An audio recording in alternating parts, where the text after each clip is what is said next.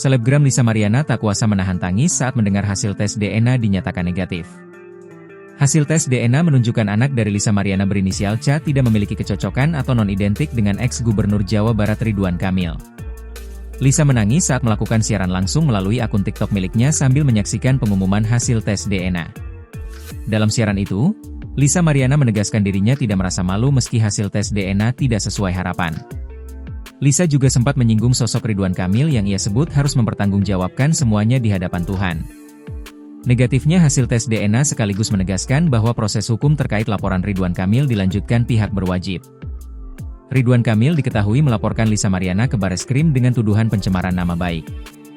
Tak menutup kemungkinan Lisa Mariana bakal ditetapkan sebagai tersangka. Meski kecewa, Lisa menegaskan perjuangannya belum selesai. Ia berjanji akan melanjutkan langkah hukum untuk mengungkap kasus yang menimpanya. Hasil bakal negatif itu gua udah tahu, santai gua bakal bongkar yang lainnya.